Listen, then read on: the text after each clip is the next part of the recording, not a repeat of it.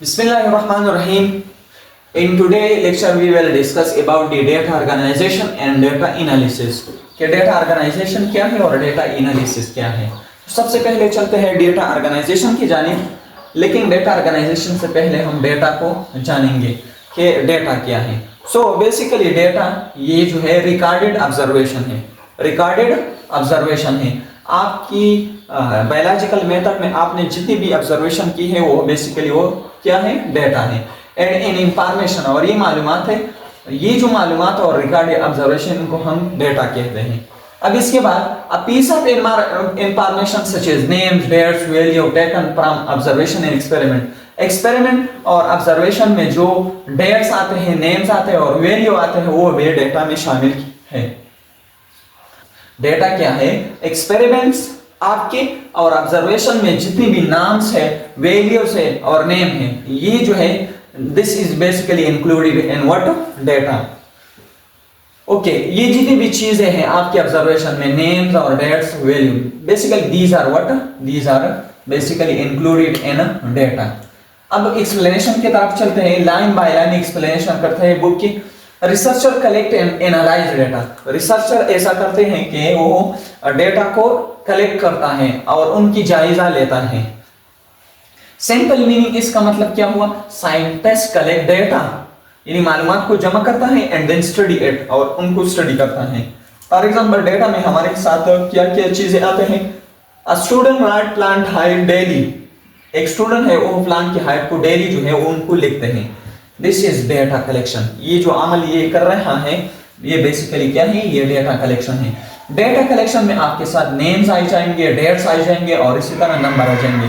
Name में उन plant के नाम को आप लिखेंगे, डेट्स में जो है डेट्स डे 1 डे 2, और इसी तरह नंबर में आप उस प्लांट की हाइट को लिखेंगे 10 सेंटीमीटर डे 1, 11 सेंटीमीटर डे 2 और 12 सेंटीमीटर डे 3 पर। तो ये थी हमारे साथ basically all about what, data. तो ये डेटा के बारे में कुछ मालूमात थी। अब इसके बाद डेटा से हम क्या क्या कर सकते हैं, तो चलते हैं उसके जानिब। From data we make hypothesis or guess and then result. Data से हम जो है हाइपोथेसिस बनाते हैं और इसके बाद रिजल्ट बनाते हैं। For example sunlight plant is bigger. जो धूप वाली प्लांट है वो जो है बिगर इन साइज है, और शेड प्लांट जो सायेदार दरख्त है, पौधे हैं, वो स्मॉलर है। तो यहाँ पर हम हाइपोथेसिस यहाँ से किस तरह बनाएंगे? Sunlight help plant to grow faster. Sunlight जो है वो हेल्प करता है प्लांट्स को ताकि वो अच्छी तरह जो है वो ग्रो कर ले। देन एक्सपेरिमेंट करेंगे, one in sunlight one in dark. एक पौधे को जो है धूप में रखेंगे और दूसरा जो है वो डार्क एरिया में रखेंगे और रिजल्ट हमारे साथ आ जाएंगे। तो डेटा से हम हाइपोथेसिस बना सकते हैं और फिर यहाँ से जो है हम रिजल्ट बता सकते हैं, और यहाँ से हम फिर जो है अपना रिजल्ट बता सकते हैं। Scientist have to organise analyse data. Data organisation की तरफ चलते हैं। साइंटिस्ट जो है जितनी भी मालूमात उनके साथ आ जाते हैं उनको ऑर्गेनाइज करता है और उनकी तज्जिया करते हैं, उनका जायजा लेते हैं, उनको अंडरस्टैंड करता है। किस तरह? फॉर एग्जांपल अगर आपके साथ मेसी नोट्स है या टेबल है, तो टेबल्स अगर आपने बनाए हैं तो ये अरेंज डेटा है, ये डेटा ऑर्गेनाइजेशन। लेकिन अगर मेसी नोट्स है, यानी मेसी नोट्स ऐसे नोट्स हो जिसमें तरतीब नहीं होता। डेटा ऑर्गेनाइज इन ग्राफ्स। बेसिकली डेटा जो है वो ऑर्गेनाइज होता है ग्राफ्स में, और इसी तरह data are arrange in tables में, और इसी तरह डेटा जो है वो अरेंज होता है पाई चार्ट में। तो अगर आप इन चीजों में अपने डेटा को रखते हैं, so this is basically what, data organisation. अब आपने अपने डेटा को रख लिया, लेकिन आप किसी दो प्लांट्स को, किसी दो एनिमल को, किसी दो कंडीशन को किस तरह मुआवजा उनके करेंगे, उनकी जायजा किस तरह करेंगे? तो इसके लिए हम डेटा एनालिसिस की तरफ जाते हैं। अब डेटा एनालिसिस क्या है? Data is analyse using ratio and proportion. आप अपने डेटा की जायजा किस तरह लेंगे? यहाँ पर दो टूल्स जो है वो इस्तेमाल होंगे, one is the ratio and the next one is proportion. तो चलता है इसके जानिब। अब ये रेशियो क्या है, ये प्रोपोर्शन क्या है? तो ratio is the comparison between two same kind of quantity. यहाँ पर एक लफ्ज लिखता हूँ, क्वांटिटी। अगर दो सेम टाइप क्वांटिटी है और उसके दरमियान आप जो है ताल्लुक जाहिर करते हैं, so this is basically what, ratio. और ये इन दो डॉट से जो है हम जाहिर करते हैं। फॉर एग्जांपल एक प्लांट है, प्लांट ए, और दूसरा प्लांट है प्लांट बी। प्लांट ए जो है वो 10 सेंटीमीटर है और प्लांट बी जो है वो 5 सेंटीमीटर है। तो हम यहाँ पर अगर आप देख ले तो यहाँ पर भी प्लांट है और यहाँ पर भी प्लांट है। तो ये जो है basically what this is basically to same quantity, these are basically what to same quantity. अगर आप इसमें रिलेशन जाहिर करते हैं तो यहाँ पर रेशो जो है वो आ जाता है 2:1, 2:1। तो ये जो है इन दो प्लांट्स के लिए हमने एक मुआजिना की। नाउ यहाँ पर अगर आप देख लें इट में भी नंबर टू नंबर, ये जो कंपैरिजन है ये नंबर टू नंबर भी हो सकता है, स्टूडेंट टू स्टूडेंट, ये स्टूडेंट टू स्टूडेंट भी हो सकता है। फॉर एग्जांपल 10 स्टूडेंट और 5 स्टूडेंट। अगर आप यहाँ पर देख ले 10 सेंटीमीटर और 5 केजी, तो यहाँ सेंटीमीटर है यहाँ पर केजी है, तो ये रेशो नहीं है। रेशो जो है हमेशा के लिए सेम काइंड क्वांटिटी के दरमियान होगा। प्रोपोर्शन क्या है, ये बेसिकली ज्वाइन करता है टू रेशोज को, प्रोपोर्शन ज्वाइन करता है टू इक्वल रेशो को। फॉर एग्जांपल एक रेशो है 2:4 and the next one is 1:2। तो अगर आप 2:4 को देख ले और 1:2, तो ये जो है इक्वल है।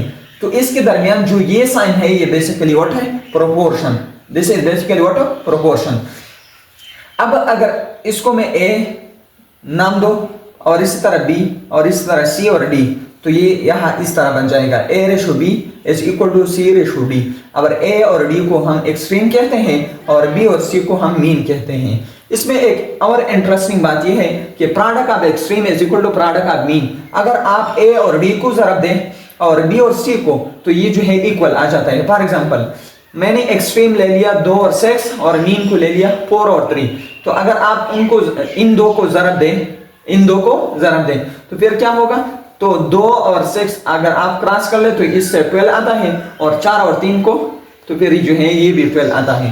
तो the product of extreme is equal to product of mean. Product का मतलब है ज़रब। We can find the missing value.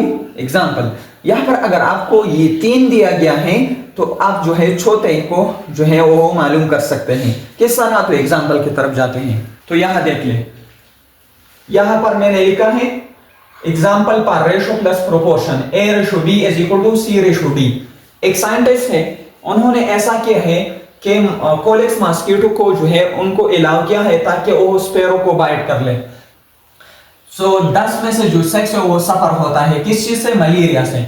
तो आपसे ये जो है पूछते हैं कि 50 में से कितने स्पैरो को जो है मलेरिया जो है वो लग जाएगा। तो आप ऐसा करेंगे कि यहाँ पर एक्सट्रीम को ज़रब देंगे और मीन को ज़रब देंगे। तो 10 ज़रबी x एंड 6 ज़रबी 50, यहाँ से आ जाएगा क्या 10x और इसी तरह 6 ज़रबी 50, इससे आ जाएगा 300। अब हम x को मालूम करते हैं, तो इस साइड और इस साइड दोनों को जो है हम 10 से डिवाइड करेंगे। तो 10x divide by 10 and 300 divide by 10। तो यहाँ से आ जाएंगे क्या, x यहाँ पर रह जाएगा और 300 अगर आप 10 पर डिवाइड करते हैं तो यहाँ से 30 आ जाएगा। इसी तरह आप इस तरीके से भी मालूम कर सकते हैं। किस तरह, क्रॉस ज़रब दें, 10 ज़रबी x एंड 6 और 50 ज़रबी 600। तो यहाँ से 10x आ जाएगा और यहाँ 300 आ जाएगा। अब x को हम मालूम करते हैं, तो इन साइड दोनों साइड को आप 10 से डिवाइड कर ले, तो 10 जो है 10 के साथ जो है खत्म हो जाएगा। x जो है यहाँ पर रह गया और 300 को 10 पर डिवाइड करें तो 30 आ जाएगा। तो ये जो है अगर आपको जो है 3 मालूम है और 1 ना मालूम है तो उनको आप मालूम कर सकते हैं। लास्ट में मैथ जो है इंटीग्रल पार्ट आपको बायोसाइंस, मैथ जो है ये जरूरी हिस्सा है किस चीज का, बायोसाइंस का। तो किस तरह, बेसिकली मैथ जो है वो gene finding and human genome project में इस्तेमाल होता है। अब ये क्या है, बेसिकली ये हमारे साथ डीएनए है, तो डीएनए में छोटे छोटे यूनिट होते हैं जिसका नाम है जीन। अब जीन के अंदर जो है छोटे छोटे यूनिट है जिसका नाम है न्यूक्लियोटाइड, जैसे कि एडेनिन न्यूक्लियोटाइड, गुआनिन, साइटोसिन और थाइमिन। तो ह्यूमन जीनोम प्रोजेक्ट या जीन फाइंडिंग का जो प्रोजेक्ट है वो ये मालूम करता है कि यहाँ पर कितने न्यूक्लियोटाइड है या कितने जीन है। तो इसके लिए ये तो काउंटिंग इसकी मुश्किल है, तो इसके लिए हम मैथ्स की फार्मूला इस्तेमाल करते हैं और ये जो काउंटिंग इनको करते हैं। इसी तरह प्रोटीन स्ट्रक्चर के लिए जो स्पेसिफिक एंगल्स हैं, प्रॉपर एंगल्स जो है वो मालूम करते हैं मैथमेटिशियन। प्रॉपर एंगल जो है अगर हो तो प्रोटीन जो है नॉर्मल बन जाता है, और अगर प्रॉपर एंगल न हो तो फिर जो है हमारी बॉडी में प्रोटीन बन जाता है लेकिन वो एबनॉर्मल होता है। जैसे कि सिकल सेल एनीमिया में जो प्रोटीन है वो एबनॉर्मल होते हैं क्योंकि उसकी फोल्डिंग में जो है वो खराबी आ जाता है। इसी तरह वैक्सीन अगर आप बनाते हैं तो आप उसको स्पाइक प्रोटीन के मुताबिक बनाएंगे। ये जो वायरस है, ये जो प्रोटीन है इसके ऊपर, ये स्पाइक प्रोटीन है। ये जो वैक्सीन है इसके अंदर जो केमिकल है उस अब जब आप वैक्सीन को बनाते हैं तो ये जो स्पाइक प्रोटीन है वो वैक्सीन इसके मुताबिक होगा, इसकी शक्ल के मुताबिक होगा। यहाँ पर स्पेसिफिक एंगल होगा और उस एंगल के लिए जो है मैच दरकार है। इसी तरह इवोल्यूशन में प्रोबेबिलिटी की इस्तेमाल होता है और प्रोबेबिलिटी जो है ये मैच है। अब इवोल्यूशन क्या है? अगर एक ऑर्गेनिज्म सैंपल से जो है कॉम्प्लेक्स की तरफ जा रहा है, सो this is basically what evolution. अब इवोल्यूशन कितने साल पुराना जो है ये शुरू हुआ है, तो यहाँ पर जो है आप अंदाजे के मुताबिक बात करेंगे।